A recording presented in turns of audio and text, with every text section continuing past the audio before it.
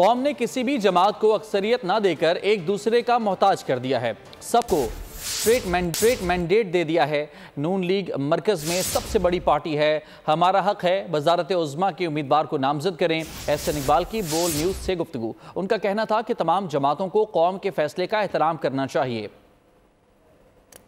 इसका इंटरप्रेट करता हूँ कि शायद कौम की मंशा ये है कि सब जमातें एक दूसरे के साथ मिलकर काम करें। किसी को एक एब्सोल्यूट अक्सरियत ना देकर कौम ने सबको एक दूसरे का मोहताज कर दिया है। हम तो एक्सपेक्ट कर रहे थे कि कौम जो है वो एक क्लियर कट मैंडेट देगी, लेकिन कौम ने स्प्लिट मैंडेट दिया है। पीएमएल मरकज में सबसे बड़ी पार्टी है, तो अखलाकी तौर पे डेमोक्रेटिकली उसी का हक है प्राइम मिनिस्टर के कैंडिडेट को नॉमिनेट करे। ये मेरा ख्याल है कि अब सब जमातों को इस कौम के फैसले का एहतराम करते हुए आपस में कोई ऐसा रास्ता निकालना चाहिए कि सब मिलकर पाकिस्तान को जो मुआशी गर्दाब है, जो मुआशी चैलेंजेस हैं, उनसे निकालने के लिए एक पॉजिटिव रोल प्ले करें। पाकिस्तान इस वक्त किसी किस्म के इंतशार या पॉलिटिकल क्राइसिस का मुतहम्मल नहीं हो सकता।